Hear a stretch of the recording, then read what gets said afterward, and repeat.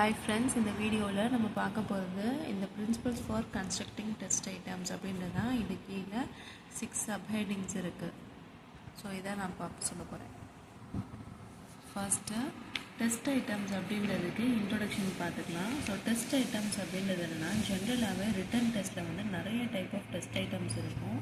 Like ஒரு question paper எடுத்துட்டிங்க அப்படின்னா வந்துட்டு அதில் true or false, choose, match the following, short answer, SA type question, paragraph question, இது மாதிரி நிறைய டைப் ஆஃப் டெஸ்ட் ஐட்டம் இருக்கும். ஸோ அதான் டெஸ்ட் ஐட்டம் அப்படின்றது.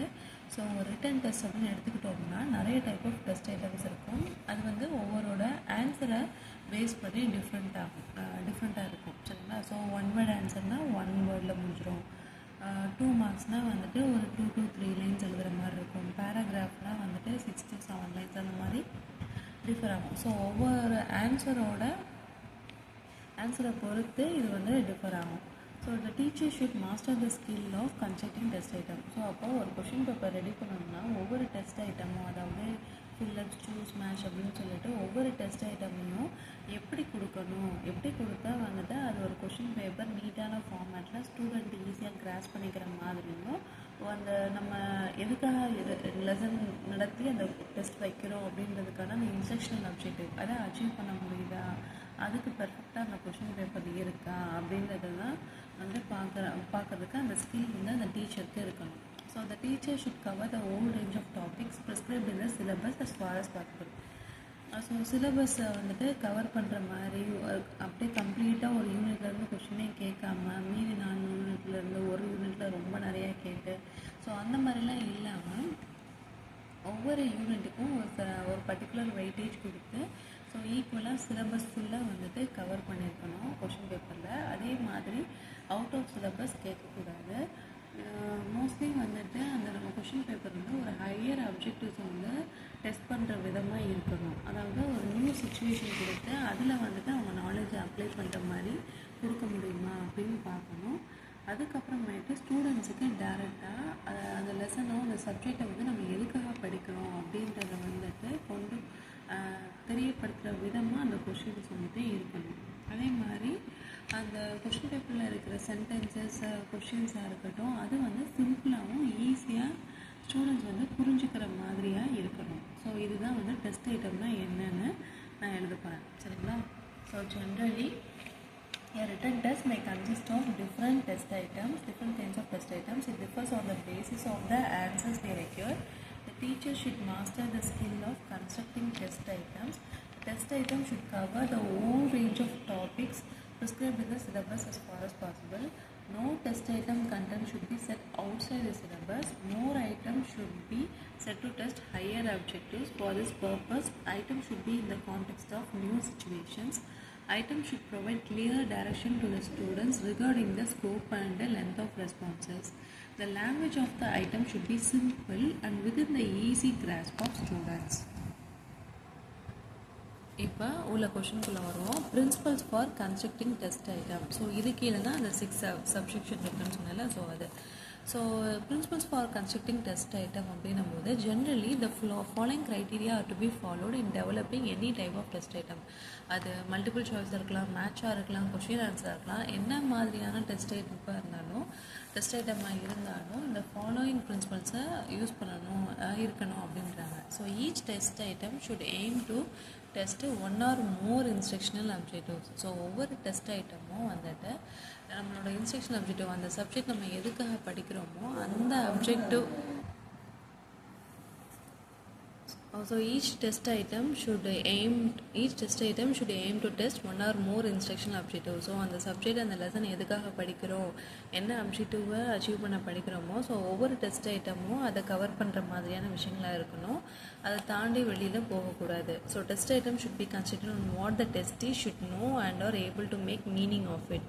ஸோ டெஸ்ட் ஐட்டம் ஒவ்வொரு கொஷின்ஸும் ஒவ்வொரு டெஸ்ட் ஐட்டமும் வந்துட்டு டெஸ்டி, அதாவது எக்ஸாம் எழுதுறவங்களுக்கு என்ன தெரிஞ்சிருக்கணும்னு நம்ம நினைக்கிறோமோ, எதை புரிஞ்சு அவங்க ஆன்சர் பண்ணணும்னு நினைக்கிறோமோ அந்த விதமாக டெஸ்ட் ஐட்டம் வந்து கவர் பண்ணியிருக்கணும் அப்படின்றது தான் இதோட பிரின்சிபல்.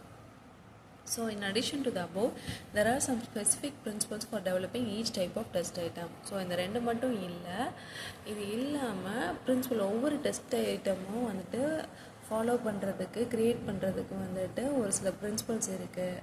அதை தான் நம்ம பார்க்க போகிறோம். ஸோ அதாவது ஒரு கொஷின் பேப்பரில் நம்ம பார்ப்போம்ல, fill ups, choose, match, true or false, அதுக்கப்புறம் கொஷின் ஆன்சர், பேராகிராஃப் கொஷின்ஸ்ன்னு சொல்லி நம்ம பார்க்குறோம்ல. ஸோ அதுக்கு ஒவ்வொன்றுக்கும் எப்படி இருக்கணும், ஸோ ஃபில்லப்ஸ்னால் எப்படி எடுக்கணும், மேட்ச்னால் எப்படி இருக்கணும், ட்ரூ ஆர் ஃபால்ஸ்னால் கொஷின் எப்படி எடுக்கணும், ஸோ இந்த மாதிரி என்னென்ன மாதிரியான ஒரு க்ரைட்டீரியா பிரின்சிபல்ஸ் இருக்குது அப்படின்றது தான் நம்ம இப்போ பார்க்க போகிறோம். ஸோ இதுதான் இந்த கொஷினோட கான்செப்டே, சரிங்களா? ஸோ இப்போ வந்துட்டு first principles related to construction of multiple choice test item, அதாவது சூஸ். ஸோ சூஸ்ன்னு நீங்கள் வந்துட்டு ஒரு ஃப்ரேம் பண்ணி வச்சுக்கோங்க. ஸோ சூஸில் என்ன இருக்கும், ஒரு ஸ்டேட்மெண்ட் இருக்கும், அதுக்கப்புறமேட்டு கீழே வந்து சாய்ஸஸ் இருக்கும், சரிங்களா? ஸோ கீழே வந்து சாய்ஸஸ் இருக்கும், 4 or 5 சாய்ஸஸ் வந்துட்டு இருக்கும். ஸோ அப்போ கொஸ்டின்னா வந்து அதை வந்து என்னென்னு சொல்லுவாங்கன்னா ஸ்டெம்முன்னு சொல்லுவாங்க. இதே வந்து ஆன்சர் வந்து ஆப்ஷன்ஸ் இல்லை சாய்ஸஸ், ஆல்டர்னேட்டிவ்ஸ் இந்த மாதிரி சொல்லலாம். ஸோ இதுலேயும் வந்து 2 பார்ட்டாக வந்து பிரியுது. So construction of multiple choice test item வந்துட்டு 2 பிரின்சிபல்ஸாக பிரியுது. ஸோ ஃபஸ்ட்டு வந்துட்டு related to the stem or question. So first வந்துட்டு டைரக்ட் கொஷினாக இருக்கணும். அதே மாதிரி item should be clear, definite and explicit. So கிளியராகவும் இருக்கணும், இதுதான் அப்படின்னா ஃபேக்ட்னா ஃபேக்ட் படி இருக்கணும், எக்ஸ்பிளிசிட் ஓப்பனப்பாக இருக்கணும், சரிங்களா? Use direct question, item should be clear, definite and explicit. அடுத்து eliminate excess language or non functioning words. அந்த சென்டென்ஸுக்கு தேவையில்லாமல் அதிகமான வேர்ட்ஸோ யூஸ் இல்லாத ஒரு வேர்ட்ஸோ எக்ஸஸாக வந்துட்டு இருக்க தேவையில்லை. அதே மாதிரி double negative words, not at all, no not, அந்த மாதிரி வந்துட்டு ஒரு டபுள் இல்லை, it is not to be improved, it is not to be improved or not to be அப்படின்னு அந்த மாதிரி வந்து நெகட்டிவ் ஃப்ரேம்ஸ் ஆஃப் வேர்ட்ஸோ ஃப்ரேசஸோ வந்துட்டு இருக்கக்கூடாது. அதே மாதிரி கிராமட்டிக்கலாக கரெக்டான சென்டென்ஸாக இருக்கணும். அந்த சூஸ் பண்ணுற ஆப்ஷன்ஸுக்கு தோதுவாக வந்துட்டு அந்த கொஷினில் வந்துட்டு க்ளூ கொடுக்கக்கூடாது, சரிங்களா? ஸோ சூஸில் வந்துட்டு ஸோ ஃபர்ஸ்ட் வந்துட்டு ஸ்டெம் ஆர் கொஷின் சொல்லுவாங்க. டைரக்ட் கொஷின், யூஸ் டைரக்ட் கொஷினாக இருக்கணும். Item should be clear, definite and explicit. அதே மாதிரி eliminate excess language or non functioning words, avoid double negative words and phrases, use grammatically correct language, avoid any clue to choose the answer. இது இந்த second என்னென்னா choices, alternatives, option சொன்னேன்ல, so அது. Principles related to choices. Present choices in alphabetical, logical or numerical order. So, choices வந்து ஒன்று ஆல்ஃபபெட்டிக்கலாக இல்லை லாஜிக்கலாக இல்லை numerical ஆர்டராக இருந்ததுன்னா நல்லாயிருக்கும். அதே மாதிரி use attractive and plausible alternatives as distractor. அது டிஸ்ட்ராக்டர்னால் கொஞ்சம் கன்ஃபியூஸ் பண்ணி விடுறதுக்கு தகுந்த மாதிரி, சரிங்களா? ஸோ ப்ளாசிபிள் அப்படின்றது நம்ப தகுந்த, அதாவது ஒருவேளை இதுவாக இருக்குமான்னு ஒரு கன்ஃபியூஸ் ஸ்டேஜ் வரும்ல, ஸோ அந்த மாதிரி கொடுத்தா இன்னும் அட்ராக்டிவாக இருக்கும் அப்படின்னு சொல்லிட்டு சொல்கிறாங்க. Present 4 or more option, 4 choices இல்லை அதுக்கு மேலே கொடுக்கலாம். Avoid responses like all of the above and none of the above, making correct responses appear at random order. அதாவது like all of the above, none of the above அந்த options கொடுக்கறத கொஞ்சம் avoid பண்ணுறது நல்லது. அதே மாதிரி இப்போ 5 சூஸ் இருக்குன்னா ஃபஸ்ட்டு கொஷினுக்கு சி ஆன்சர்னா செகண்ட் கொஷினுக்கு சி, தேர்ட் கொஷினுக்கு சி. ஸோ இதே மாதிரி ஒரே ஆர்டரில் வராத மாதிரி பார்த்துக்கணும். அதே மாதிரி choices should fit in well with the question grammatically. So அப்போ ஒரு ஆன்சர் அந்த சாய்ஸ் சூஸ் பண்ணுறோன்னா அந்த கொஷின் ஸ்டேட்மெண்ட்டோடு சேர்த்து ரீட் பண்ணும்போது அந்த ஆன்சர் கரெக்டாக கிராமட்டிக்கலாக மேட்ச் ஆயிருக்கான்னு பார்த்துக்கணும். ஸோ இதுதான் வந்து ஆப்ஷன்ஸ் அந்த இதுக்கு இருக்கிற பிரின்சிபல், சரிங்களா? So present choices in alphabetical, logical or numerical order, use attractive and plausible alternatives as distractors, present 4 or more option, avoid responses like all of the above, none of the above, making correct responses appear at random order, choices should fit in well with the question grammatically. So first வந்துட்டு நம்ம multiple choice type பார்த்தோம். இப்போ வந்து principle related to construction of matching test item.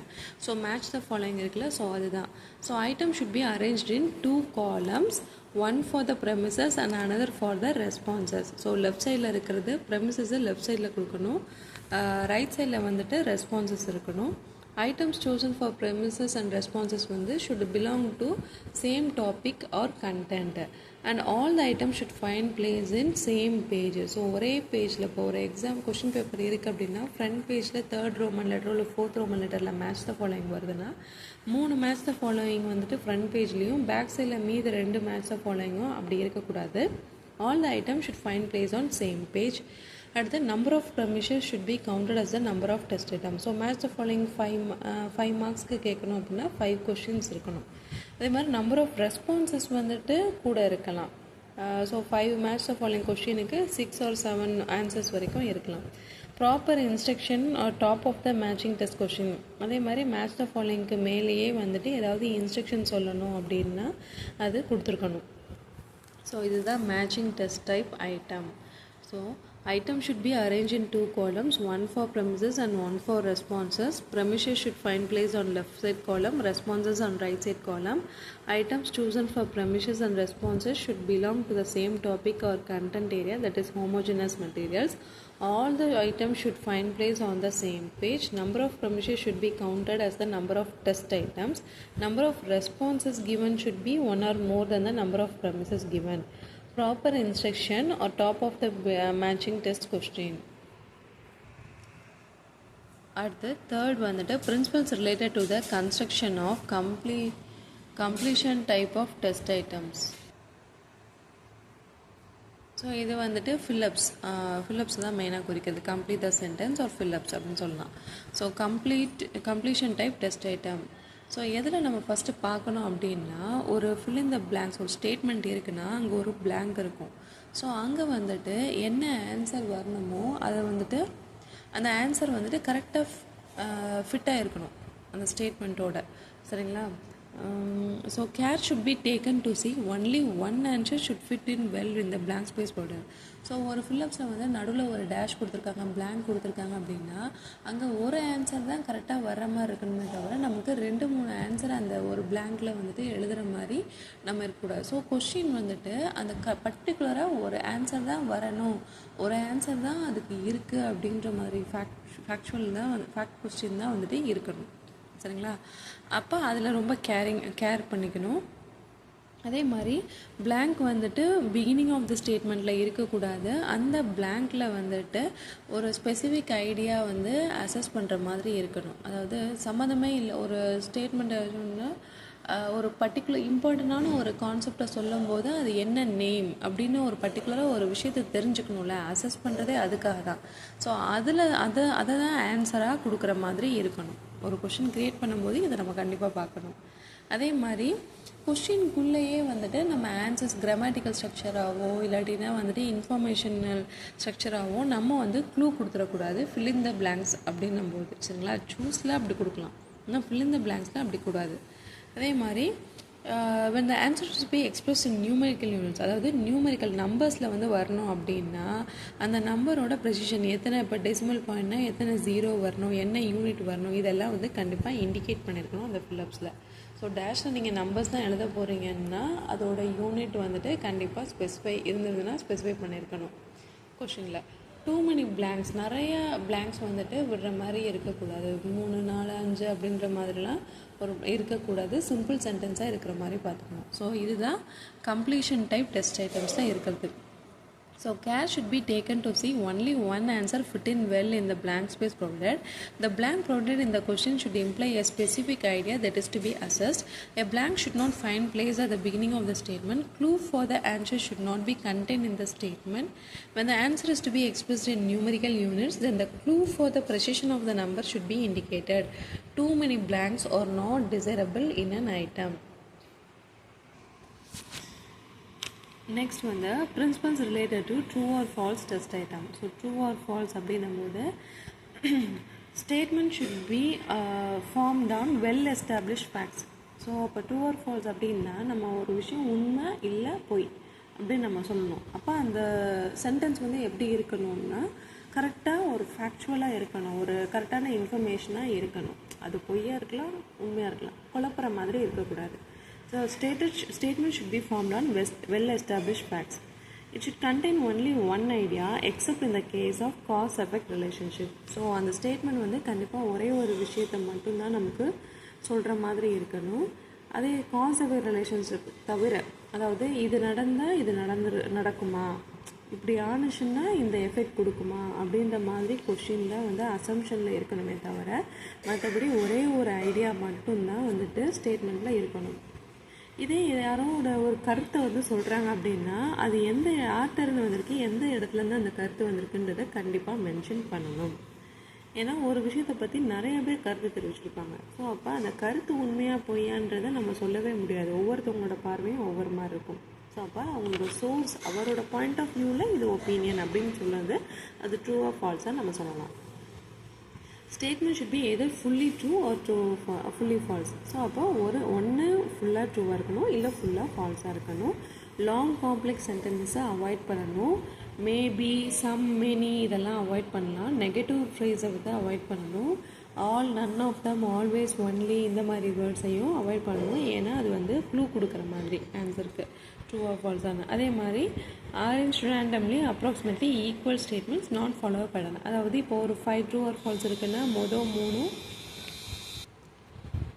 மூணும் வந்து true, அடுத்த 2 false அந்த மாதிரி இருக்கக்கூடாது. இப்போ 10 ட்ரூ ஆர் ஃபால்ஸ்னால் 2 ட்ரூ 2 ஃபால்ஸ், 2 ட்ரூ 2 ஃபால்ஸ் அந்த மாதிரி ஒரு பேட்டர்னை ஃபாலோ பண்ணிட்டு இருக்கக்கூடாது. So principles related to true or false test item. Statement should be formed on well established facts. It should contain only one idea except in the case of cause effect relationship. If opinion is use then its source should be mention. Statement should be either fully true or fully falls. Avoid long complex sentences. Avoid usage of words like maybe, some, many, etcetera. Avoid use of negative phrase. Avoid use of words like all, none of them, always, only, etc. may provide clue for the correct answer. It should be arranged randomly, approximately equal statements, that is not follow a pattern. அடுத்து principles related to constructing short answer type question. இது ஷார்ட்டாக தான் இருக்கும். So என்னென்னா frame with clear or unmeaningful words. ஒரு short ஆன்சர்னால் என்னென்னா ஒரு ஃபியூ சென்டென்சஸ் இருக்கும், இல்லை லிஸ்ட் ஆஃப் ஐட்டம்ஸ் வந்துட்டு சொல்கிற மாதிரி இருக்கும் ஆன்சரில். அதே மாதிரி கிளியர் அண்ட் மீனிங்ஃபுல் வேர்ட்ஸ் வந்துட்டு இருக்கிற மாதிரி இருக்கும். ஒரு டெஃபினேஷன், ஒரு இது இல்லாமல் என்னென்னா ஒரு சம் கொடுக்குற மாதிரி இருக்கும். கம்ப்யூட்டேஷனல் ப்ராப்ளம்ஸ் இருக்கும் அப்படின்னா சம்ஸ் இருக்குன்னா அதில் என்ன இருக்கணும்னா கண்டிப்பாக ப்ராப்பர் யூனிட் இருக்கணும். டிகிரி ஆஃப் ப்ரிசிஷன், எத்தனை ஜீரோ, என்ன பவர், இந்த மாதிரி கரெக்டாக மென்ஷன் பண்ணியிருக்கணும் அப்படின்றது இருக்கணும். ஸோ இதுதான் வந்து ஷார்ட் ஆன்சர் டைப் கொஸ்டினோட principle. So framed with clear and meaningful words, structured acceptable answers or in few sentences or list of few items. இதே கம்ப்யூட்டேஷனல் ப்ராப்ளம்ஸ் அப்படின்னும்போது state that answers are to be expressed in proper யூனிட்டில் இருக்கணும். Degree of precision வந்து நம்ம என்ன எதிர்பார்க்குறோமோ அதை கொஷினில் expect பண்ணதை நம்ம சொல்லியிருக்கணும். சரிங்களா? அடுத்து principles related to SA type questions. இதான் லாஸ்ட் ஒன்.